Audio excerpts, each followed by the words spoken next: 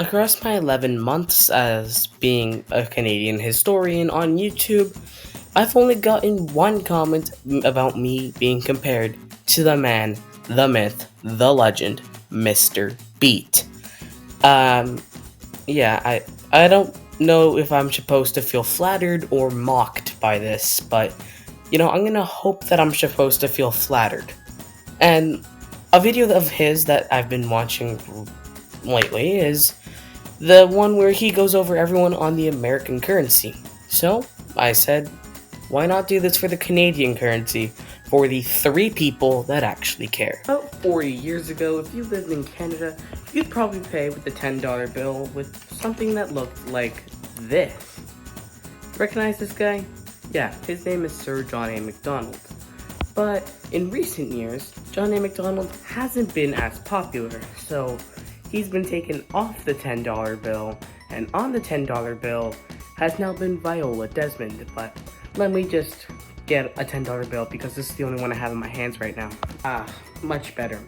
Viola Desmond, who was a integrationist, I guess you could call her, and she was around a long time ago for sure. But before we talk about these bills, we gotta talk about the coins first. Here are my coins up until 2023. On them was the queen, as you can see, that's the queen. Here.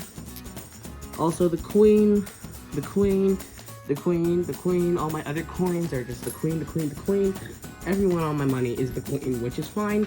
I think actually, it's more rare to have the king, King Charles, on the coins, rather than Elizabeth, because Elizabeth's been for 70 years, whereas Charles just for this past year. So I believe when they're coronated, they're officially going on the Commonwealth's money. So yeah, that's who's always on the money. It is the current monarch, which I think is fine because, it's the smallest denomination of currency. It's not like they're on the $100 bills and stuff. So I think this is fair. What about you guys? Do you think it's fair to have the current serving monarch on the coins of Canada? Okay, now we can go to the bills. Now we'll go on to actual bills, the ones that are actually in circulation. And the first one would be the $5 bill, and on the $5 bill will be the 7th Prime Minister of Canada, Sir Wilfrid Laurier. Wilfrid Laurier was undoubtedly one of the most influential Canadians in the Canadian history. I personally can't really say much about him, because the Wikipedia page doesn't offer that much information, but another Canadian historian, J.J. McCullough, has a perfect video about Wilfrid Laurier that I would recommend. Alright, so we are back with the $10 bill to talk about Viola Desmond, who was an integrationist, I guess you could basically call that about her. And, well, yeah, that's why, people in the last 40 years really starting to not really like John A. Macdonald, so I guess this is what they came up with as better than the first Prime Minister.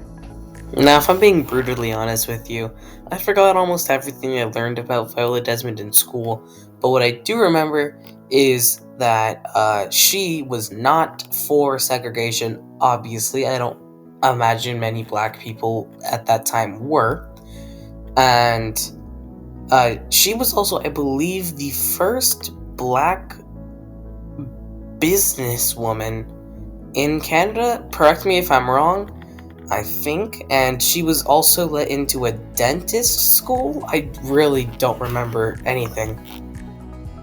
Since the Queen was coronated on the coins, of course, she was on the coins from 1953 to 2023, not 2033.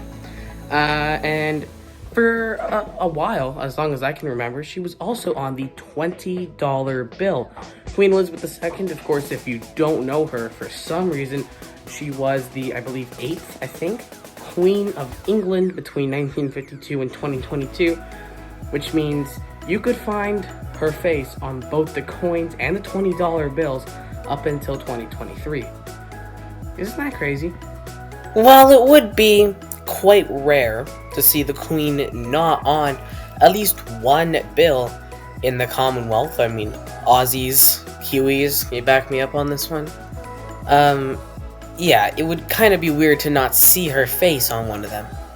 Which, I guess is fair. But having the coins and the $20 bill, yikes. Is she a bit greedy, you guys think?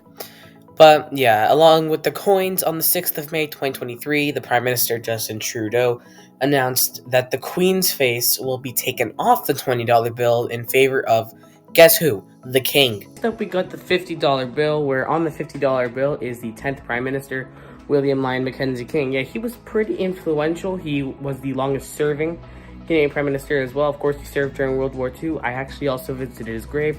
Link somewhere here if I remember. So yeah. William Lyon Mackenzie King's a pretty influential guy.